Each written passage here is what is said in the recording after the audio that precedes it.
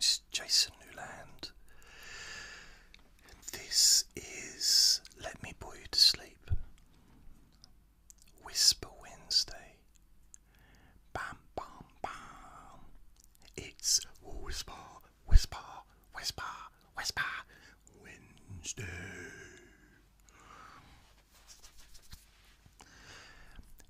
Vinny is staring at me. I think it's because it's a little bit late. It's 9:30 nearly. And I think he wants to probably go to bed.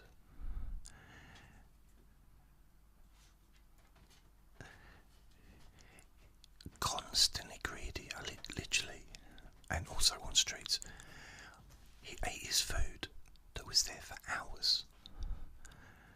So we kind of had a standoff, like, you know, because he just wants me to keep giving him DREE, you know, those things. So I've run out, so I couldn't give him anything. In the end, he ate his food, and I cooked my food, which was chicken, potatoes, and mixed veg. I just mix it all up into mashed potato, and just, you know, I eat my part, and he has the rest. So he had at least 2/3 of the food, and he gobbled all up. He still wants more. Technically, he's eaten more than I have. Oh, did I say only listen when you can safely close your eyes? Hopefully I did.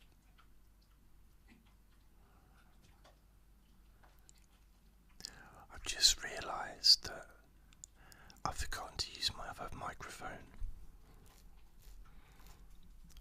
Whoops. Oh well. This is just going to have to be done on this microphone. Sorry about that. I completely forgot. It's too late now. Otherwise I'd have to start all over again. And I didn't want to do that. No. He's now cleaning himself up, so I think he'll be distracted for a while. What's the date today? It's Wednesday the 7th of January 2026.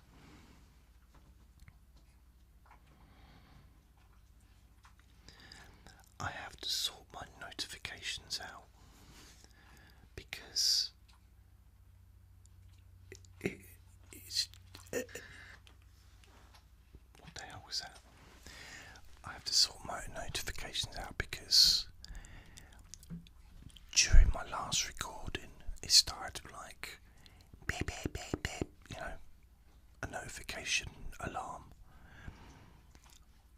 I shouldn't, and I've got the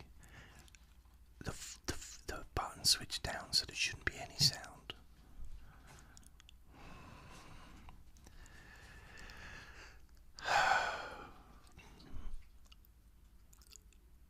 I had something weird happen earlier today. I went on to TikTok and my main page had videos from other people. Some of my videos were missing and videos from other people on there.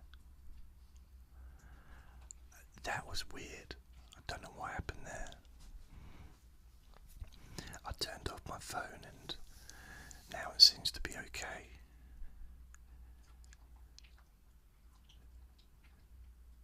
But I'm not getting... Ow! I'm trying to be quiet, and because I'm trying to be quiet, I'm making more noise. So I'll try not to touch the desk. Yes.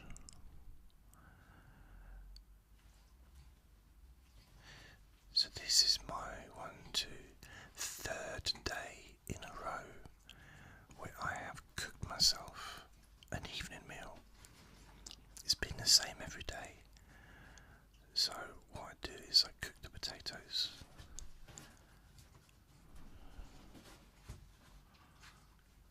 You just can't keep quiet. potatoes. I boil the potatoes. I peel them first, make them really tiny.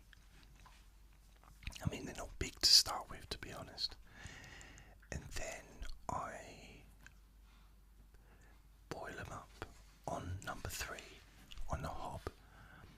Once they start boiling, I then turn it down to number 1, put the lid on, and then I put the chicken in the air fryer for 20 minutes. It's like a chicken breast for 20 minutes.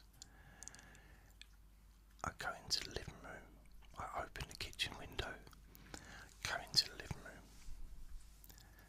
I open the kitchen window first, otherwise there's too many trips. And then I do some stuff, editing or whatever on the computer. Then at the 20-minute mark, it goes beep beep beep beep beep beep beep beep, something like that. So I go out there and I take the chicken out of I leave it in for a little bit, but what I do then is I pour some frozen veg, mixed veg, into the potatoes out of the bag, put the lid back on and put it onto number 3 again, and then I take the chicken out of the oven, air fryer, put it onto a plate, and I cut up the chicken, cut it into little bits.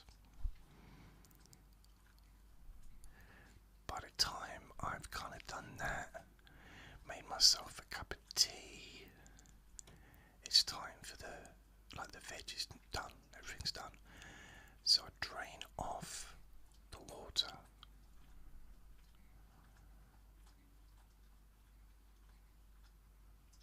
With the saucepan lid. It's kind of weird because the saucepan lid has got a hole in it, so it lets steam out when it's boiling and stuff. But if you try and pour water out, it doesn't go out of that hole. I'm not saying it doesn't go out, but it doesn't. All the water doesn't leave like you'd think it would, unless I've got to turn it all the way upside down. I don't know, but it just didn't seem to work. And then, by this time I probably got the milk out and I poured it into my cup of tea. I've left the milk out for the mash. I've got the margarine out. It's Bertolli, so I don't know if that's oil, more oil based, olive oil or something. And then I put the saucepan that's no longer got water in it, and it's just got the potatoes and the mixed veg. I pour in a little bit of milk, a little dab of butter, not a lot, just a little fork of margarine or whatever it's called,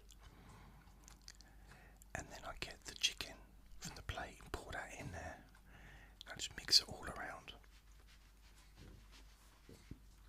I'm actually stirring underneath the desk and going like that, but I didn't want to knock the desk, just in case you wonder why I'm moving my hand.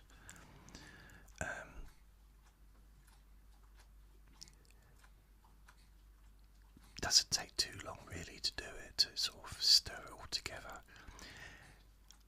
I try and even it out and try and do it so the bits of chicken are really small. And then I pour it's a bit of mush really in a sense, but it's colourful mush and it tastes nice. So I pour it onto the plate. I then pour some tomato ketchup on the side of the plate so I can dip that into it, because mashed potato and tomato ketchup, ooh, I love it. Ooh, I really like it a lot.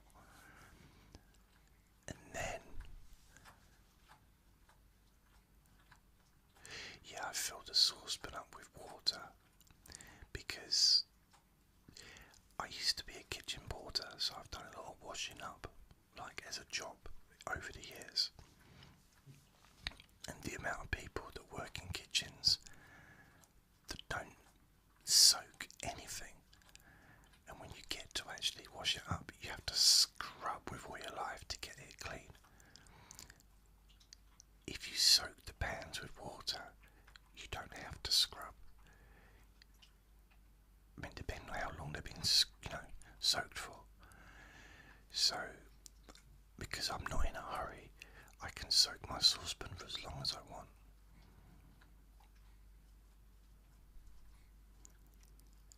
So I do that, I put that on the draining board. I usually, because I've got a knife and fork for my dinner, I've got the knife that I've been cutting up the chicken, using the fork to hold it down.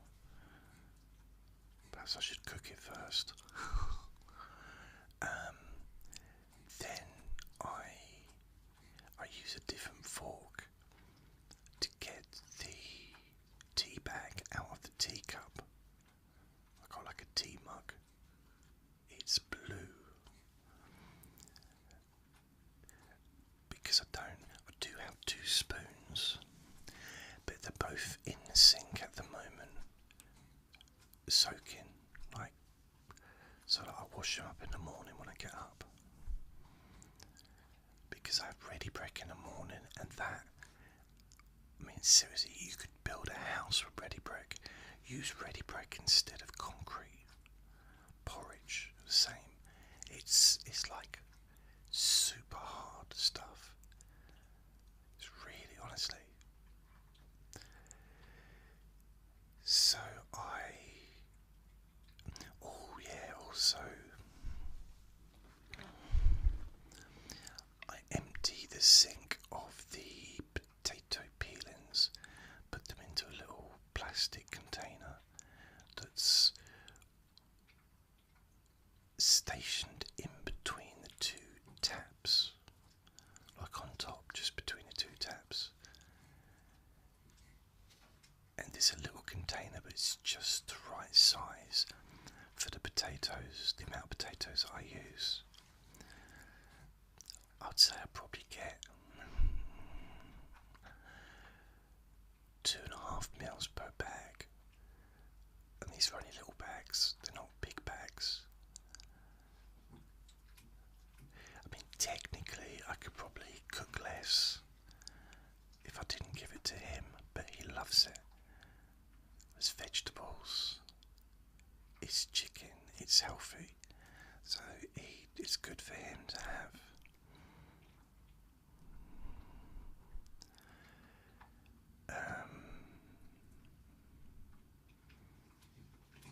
So I get the potato peel, put that into a little container.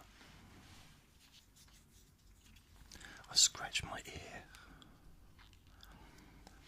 So then what I do, generally, I leave the kitchen window open because I like to let the heat out. I say let the heat, I don't have the radiator on in the kitchen. So the only time I'm in the kitchen is when I'm preparing food, and apart from in the morning where it's just ready break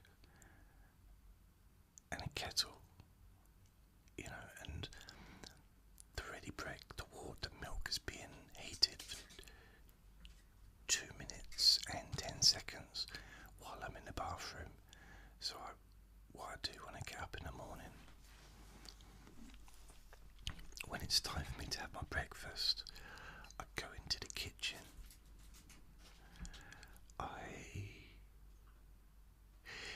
I fill the kettle up.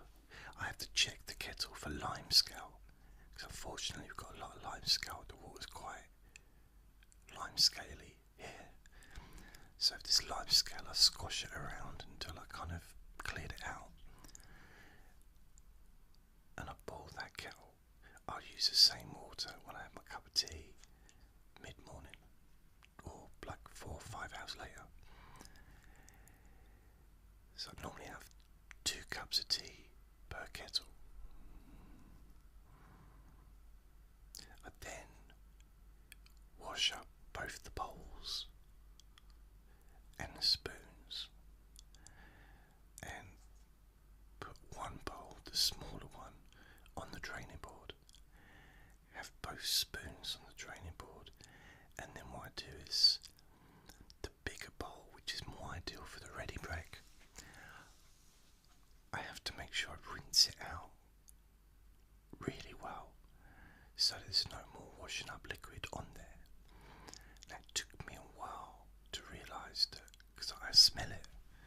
I actually smell the bowl. I use my other hand, but my right hand. But if I lift my right hand, I'm likely going to knock the microphone, which I don't want to do. And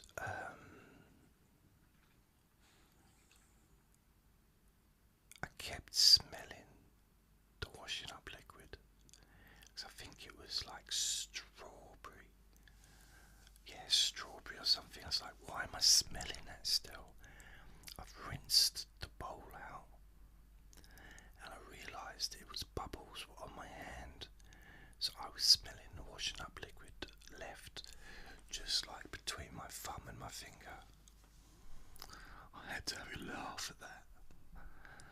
So now I make sure I rinse my hand off as well, and that seems to have done the trick. Then I leave the tea bag in the water, the hot water. I put the bowl of milk into the microwave, because the microwave is to the left of my cooker. To the right of the cooker is where the air dryer is, and the kettle as well. And then, yes, I put it into the microwave. Put it on to 2 minutes and 10 seconds and click the start button. It ding-dings when it's done, so I know. Then I go out into I go out the kitchen, turn left into the bathroom. What's the bathroom and toilet? It's all in one place. Because I don't live in a mansion. And then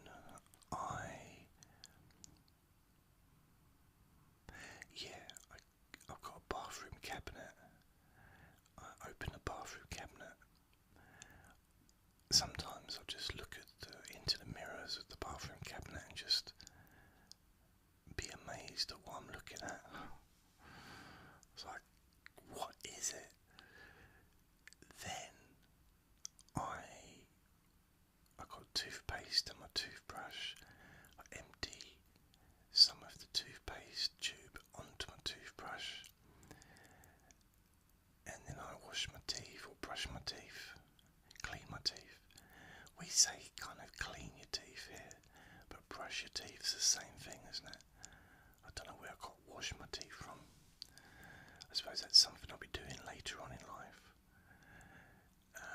So I'm brushing my teeth, cleaning my teeth. Usually before I finish cleaning my teeth, the bing bing and the microwave's already gone off.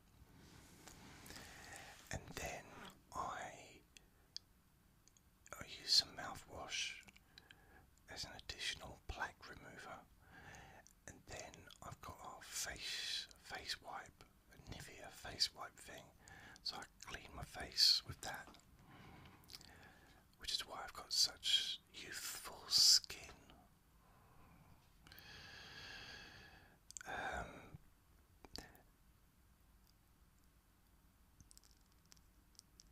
Then I'm kind of pretty much done, and I go back out, turn right into the kitchen.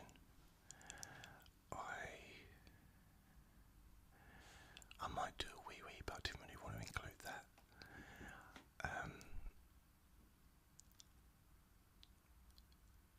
sometimes I'm thinking, oh, I should have done in the bathroom when I was in there. So then I get the milk out of the microwave. There's a button at the bottom of the microwave on the right hand side, and you press it and the door just opens. It's amazing. I pick up the bowl with my right hand and I slowly move it over to the counter, which is next to the kettle. By this point, what I might do is move the air fryer onto the cooker, on top of the cooker. Of course, always making sure it's turned off. I mean, it's always turned off, but just double check that. So I move the milk onto the counter of the kitchen. Above the counter there's a cupboard where my breakfast cereal live, and I've got... Okay, I got distracted then. Then he started barking at someone in the garden. So I must have that window open because that was really loud. Either that or they slammed that door down in the garden. It's like the bin room. It's really loud. It almost sounded like I had no... It sounded like I was outside with them. That's how loud it was.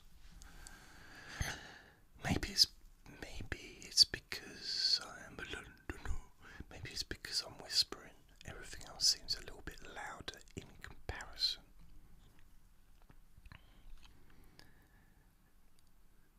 So yeah, I don't have any breakfast cereal in boxes in the cupboard, but I do have breakfast cereal all still in the boxes on top of the cupboard. So I have ready break. I have a bag of ready break usually in there. So what I'll do is I'll pour the ready break into the milk. Now this is different to how I used to do it. I used to pour the milk onto the ready break.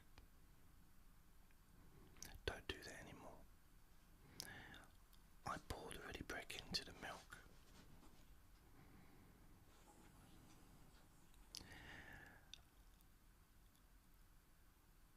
I'm not really sure. I mean, I guess if I'm short of ready break, and I don't think I've got enough, I do have to be careful that I don't put too much milk in the bowl, because then it just turns into like really thin, well, ready break, and that's not really much use to anyone. But if I don't have much milk, I have to be really careful how much ready break I pour into the milk, because again, it could end up like wallpaper paste. Seriously, I've done that in the past, and I've ended up having to pour tea into out of my cup into the bowl just to make it more moist. It's not something regular, but occasionally I've just accidentally overpoured the ready break because it's in a bag. The bag's in the box. I take out the bag from the box. I chuck the box away. I don't keep it as a souvenir, do I? But it's recycled. But then I tip the bag. I try and be careful because it's powdery. I don't know if you know ready break. It's like white powder but with oats in it. It's not as good for me probably, well, as porridge, but it's just easier to put together.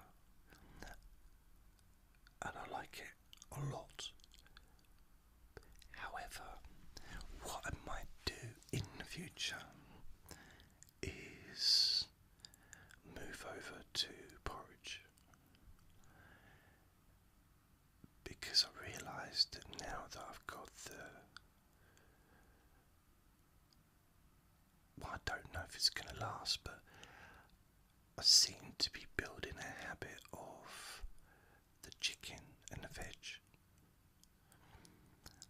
because it's 20 minutes. That's all it takes. And because I'm just mixing everything together, it's kind of easy to do. And I like that. And because I don't have to really be concerned about appearance or presentation, you know, there's nobody else gonna be worried.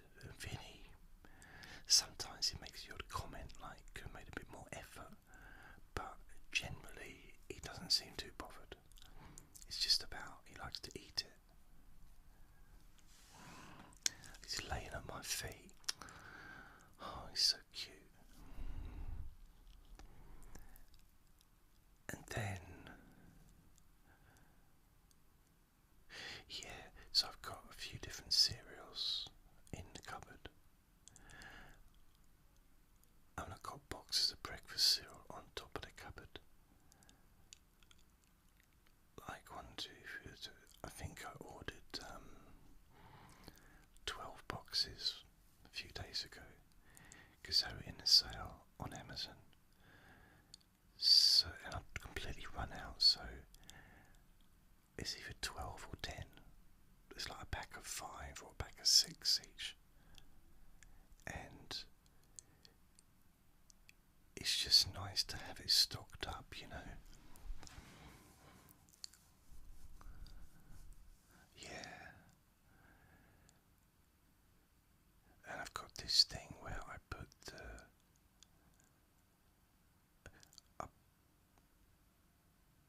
I can't remember how I do it, but I think I picked the cup up with my left hand, balanced the plate on my left arm, and then use my right hand to switch off the light and to close the kitchen door when I've got a bowl of cereal. But when I've got an actual plate of food, I don't do that. I take my food into the living room and then I come back and close the kitchen door. In the past, a lot of times when I would eat my dinner, like a cooked dinner, I'd be sitting on the sofa eating it, and that goes against, it just goes against how I normally would live. If I had access to a table in the past, I would use the table. I nearly said I would eat the table. I would use the table. I've not always had access to a table, but I do here. I've got a desk here. So I kind of thought, you know what? I'm going to start eating right here. I still have my breakfast over there on the settee whilst watching TV, drinking a cup of tea, looking at books about bees, just trying to rhyme, and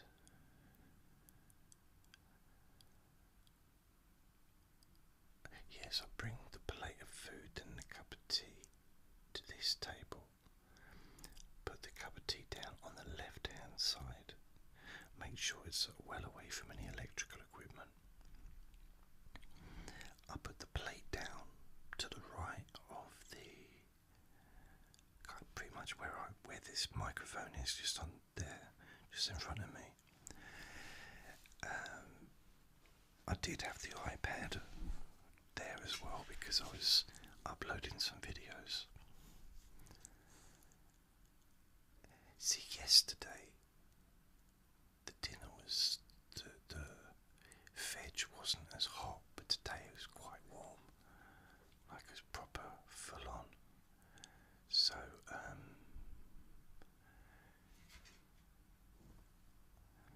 I think it's just working out the timing think I've got the timing correct now. So, I think when I was doing it before, the potatoes or the veg was hotter than the chicken, or the chicken was hotter than the veg. And now I've got it all done. It's all fine.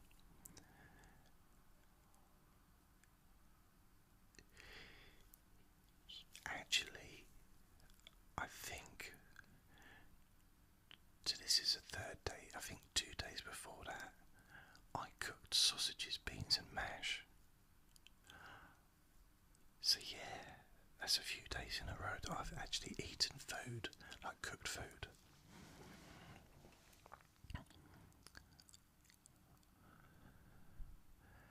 I might try and keep it going.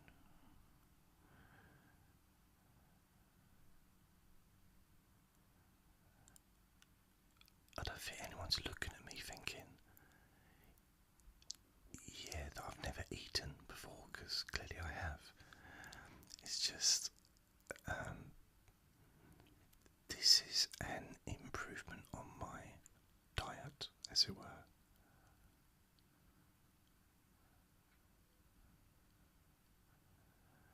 I'm quite pleased about it, actually. Although I am feeling quite tired. A little bit tired. Just a little bit. A little bit. I could quite easily go to sleep. Oh, I also watched EastEnders while I was eating. So it's quite a nice little mix. It's the only soap that I watch, so I like to watch it when I'm eating.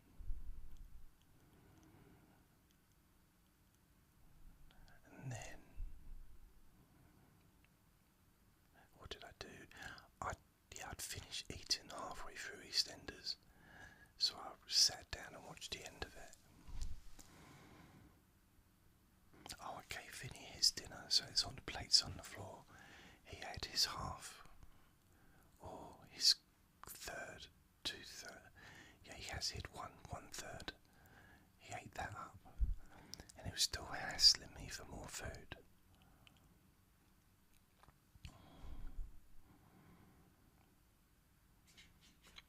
I've realised that when he wants me to take him out, or when he thinks I'm going to take him out, because he runs over to his water bowl and starts drinking, lap, lap, lap, lap, lap, lap, getting ready for all those multiple squirts over every lamppost and wherever he can. I mean, his favourite thing, if I let him get away with it, is to do a wee-wee on the recycling bins. Those little green, we have them around here, these little green recycling bin things. I stop him from doing it, but if I don't keep an eye on him, he will do that. He loves it. I don't know why, but I don't let him do it because a lot of people have those recycling bins in their house. They don't want dogs doing wee-wees on them. I'm pretty certain.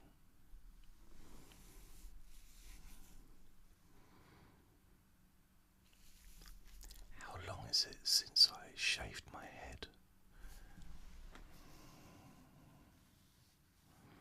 It's weird. I don't know whether I should. I've been playing with the idea of getting an actual proper razor. I've already got just shaving foam, and actually not picking. I'm going to get a better razor than that, but shaving to the bone, because it feels so much different. There's such a different feeling to be to have that like complete baldness. I mean, it doesn't last long because the hair grows quick, but it's just it's a nice feeling. Mind you, if I touch my bald spot, at the back of my head, I don't get quite the same lovely feeling as I did when I used to shave my head, like all the way, proper shave it. It's probably because I don't want that there. It's not optional. I like optional things.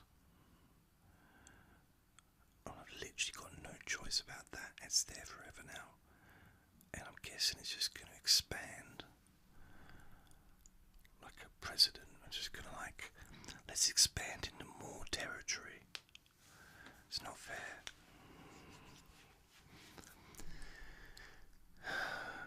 I'd like to go to Greenland and Iceland. I don't know if it'll annoy them, me calling it Greenland and Iceland, but it's Greenland, it's Iceland. No, Greenland, Iceland, New Zealand, Ireland, the island of Ireland. What's that all about? Let's stop saying that. This just... Do you remember that chicken and it has like juice inside? Chicken Kiev. Do you remember? I don't know if they're really still made anymore, but Chicken Kiev. And in Ukraine, there's a place we called Kiev. Like the rest of the world, I don't know the rest of the world, but England did. Kiev. And then a couple of years ago, someone came on the news, all serious, correcting people. So even the political commentators, the newsreaders, were pronouncing it Kiev. And it was like some people coming on saying, nope, it's Kiev. Kiev. Not Kiev. Why change it? Everyone knows. I mean, it's the way they pronounce it, but we don't. No one tells us that we have to say Deutschland. Instead of Germany, we say Germany, but it's Deutschland. That's the way we should be saying it. Or Italia. Or what is it? I don't know. What is it? Francois. Right, it's not France, is it? It's French. Francesca. No. Francois. Frank.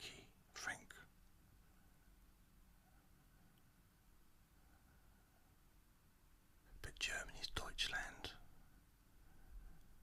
Spanish is España. That's it, España. We don't call it España, we call it Spain. Italy is Italia. I'm starting to get it correct now. And France, or Francois, or something like that. So we're always mispronouncing places. But it's just what we do. Not just me, but everyone. I think just probably except those people that live in the countries. It's the same one. If I've met people that called me Jason. He was French. He wasn't really French. He was from Africa. But he thought he was French because he was raised speaking French. So he used to call me Jason. And I'm like, okay. I don't care. Call me Jason. It's like, no, it's Jason. No, I didn't do that. Because that would be disrespectful, and to be honest, I just didn't have the time. Jason. I mean, one of them, there was a bloke who really liked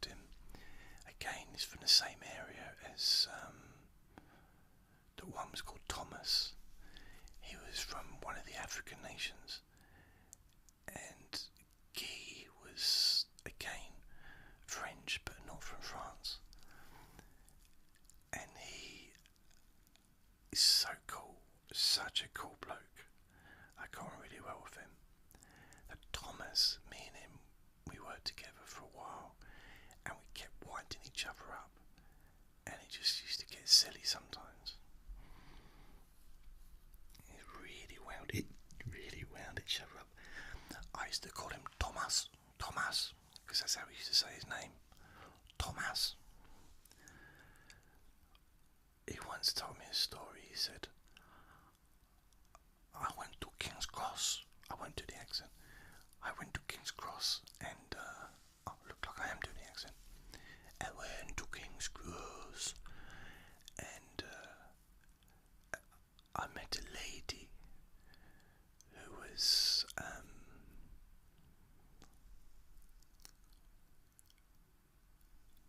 she was available for hire. I don't know how to word it correctly, but and he said she took me up to her flat and we made passionate time together. And when I said, how much do you want, and she said nothing, and she gave me money because I was so good. He actually said that to me. She said to me, Blair, please come back again. It was the best ever. I'll tell all my friends. Thomas. But Guy was cool. The one thing I noticed about all of the, because a lot of them knew each other, so I think perhaps they came from the same area, all seemed to know martial arts. I don't know how, I don't know why, but they all could do something, some kind of kung fu or something. So that interested me, because there was this huge bloke, Big Don Thomas, and wanted to have a fight with him, and all Thomas did was just kick him in the shins. And in the end, the big bloke just ran away, pretty much nearly crying. And it was so funny to watch because Thomas was laughing at him. It was just, but he used to wind me up. I wound him up as well, but then I didn't mean to. Sometimes I didn't mean to, but then sometimes things would happen and it'd blame me, thinking, it was me, because he used to do things like hide my shoes, because we'd come in and we'd have to wear wellies at this job, so I'd have my shoes in the locker. Lockers are always easy to open, even if you've got a key, it's really easy to open, and those ones were. So I came in and it had hidden one of my shoes, or at least someone had, and I don't know what to do. How am I going to get home with one shoe? Things like that he found funny. I didn't enjoy it, I'll be honest. Don't mess with my shoes. I need them. God, it just reminds me when I was in Canary Wharf. When I was doing security, there was a cleaner there, and we got really well, laughed and stuff. But he did some of those things to wind me up. Literally, if you've been to Canary Wharf, and this was in the older days when everything was practically new, everything is perfect in there. It was just all the receptions, and we was in the reception where the security was based, waiting to start the shift to find out where we were going to be placed, what floor we were on. And I'm just chatting to one of the other security guards, and I look over and my Walkman's missing. What's going on? And all I hear is giggling. I'm like, saying, does anyone see my Walkman? The cleaner, he put it into his bin.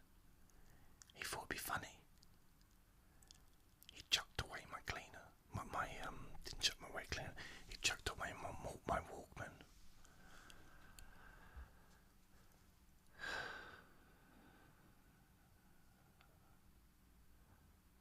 I do remember though once I went on to, we didn't have a canteen,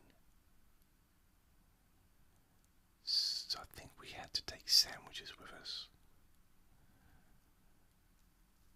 because we weren't allowed to leave the building, because security, basically, because we were security. I discovered by accident, because I was going up the lift and I got off on the wrong floor, and our door was opened and there was this canteen there for a different company. Wasn't for the company that I was doing security for. And it was like cooked food. It was like, okay. So I started going up there. It was brilliant. Yep. I'm sure I went up there with someone. Knowing me, I probably just told everyone about it. And then it ended up getting barred.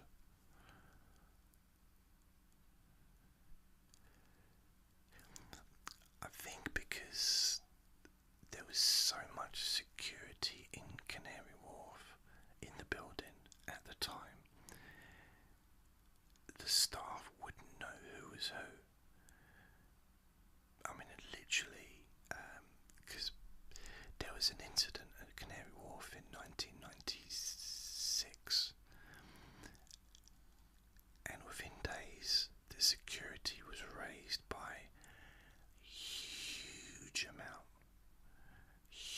like, I don't know how many security, but hundreds probably, of security guards in one building, for at least 3 months, and then they cut it down to, a little amount probably.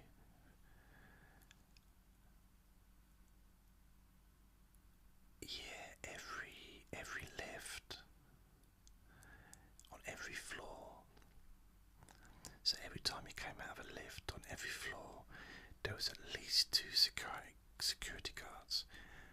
So wherever the doors were, a door which led you into the offices, a security guard would have to check the bags before letting them in.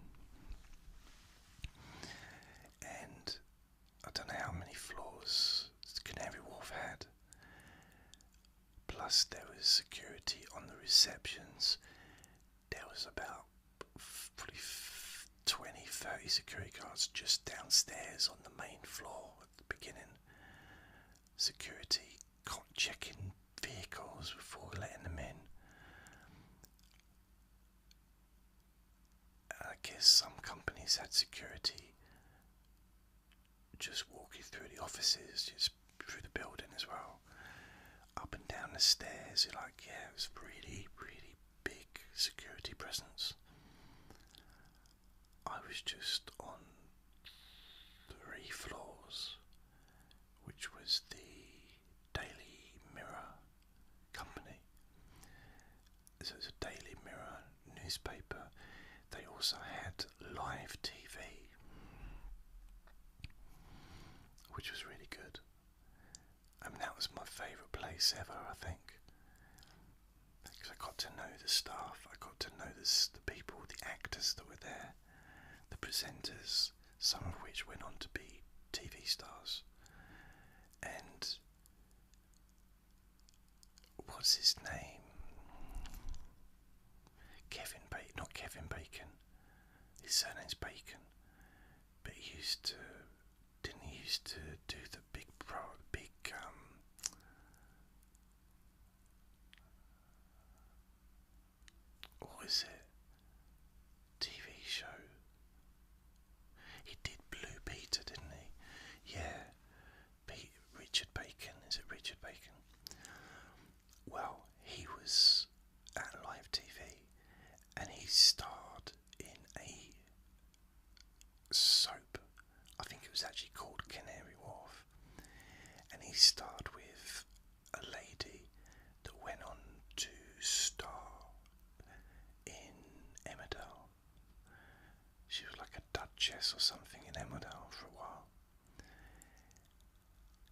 Richard Bacon, I think that's his first name.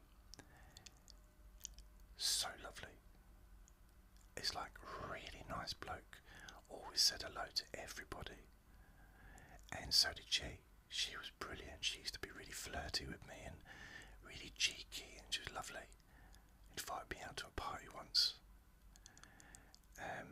That's when I realised that not every invite to a party is genuine. I didn't think she expected me to go. It was like a work do, and because we were there all the time, she said, "Oh, come along," to me and my other security guard friend. So we went along, and she did come over and say hi, but it wasn't for us. It was really,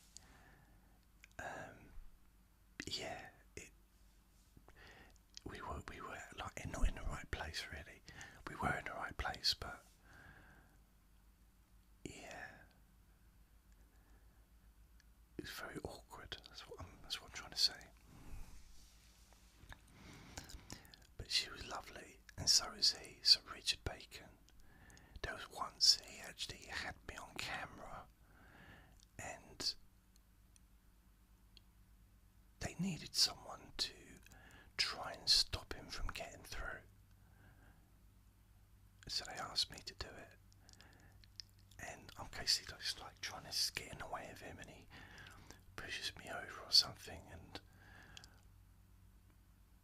so somewhere, I mean it might be deleted, but potentially I'm on camera at age 25 in my security uniform, trying to stop Richard Bacon from getting through.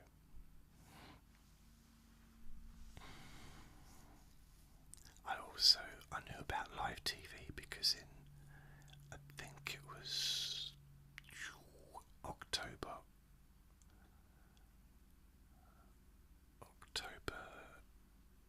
1995, I went to live TV in the evening because they had a talent contest. So I was on TV there, and that was the first time I'd ever been on TV, I think. No, I was on TV when I was about 10, but that was the Rolf Harris show, so I wasn't just on me. This was focused just on me, doing a stand-up set, and there was no audience. It was just the staff and the other acts. That was it. But I did get a copy of the tape, but my ex-girlfriend kept it. I wonder if she still got it. Probably not. I don't think someone would keep something like that for 30 years. That'd be weird, wouldn't it?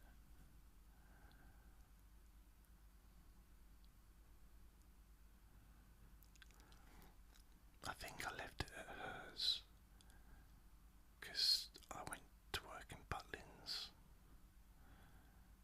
Yeah, because I was evicted from where I was living, so I had to find somewhere to live. So I went and worked at Butlins, and I think I left a few bits at her place. Oh well.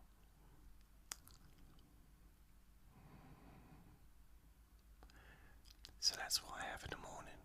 Ready break. I still remember when I worked in the meter factory. The meter factory. The electric meter factory. I was staying with my daddy, and this was probably around April 1990. So I would have been 19, and I remember I used to come home. Yeah, wow. So thinking about it,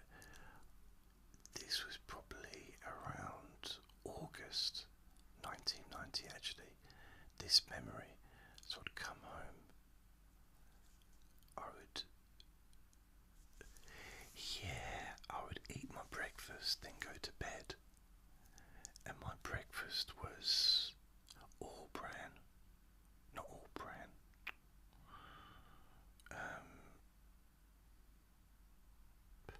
That's what my dad had. Alpen. I had Alpen and some milk and a glass of orange juice. And that would be, because I'd be doing night shift, you see. So I'd come home, finish at 6, get home about 6:30, have my breakfast, then go to bed. Then get up about 2 o'clock. And then leave like 9:15.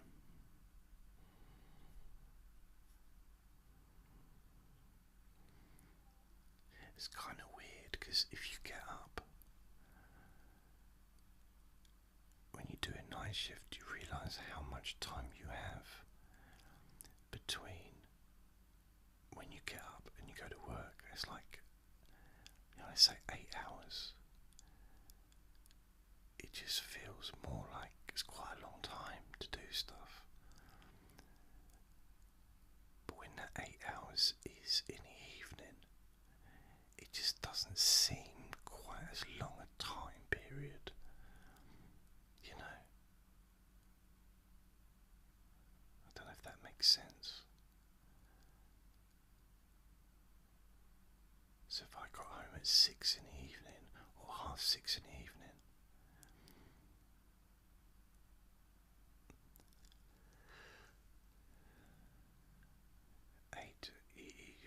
yeah, 10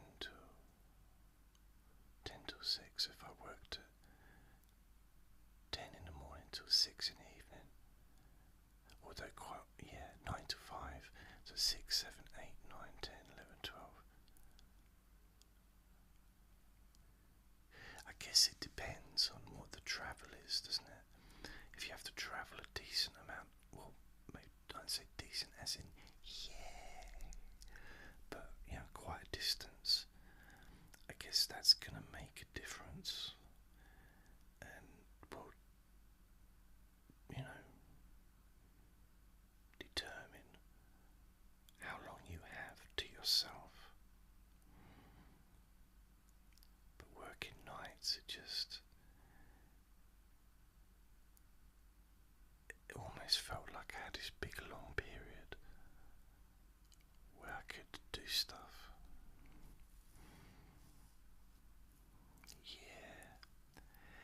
Anyway, I don't know if hopefully this microphone has picked up the recording.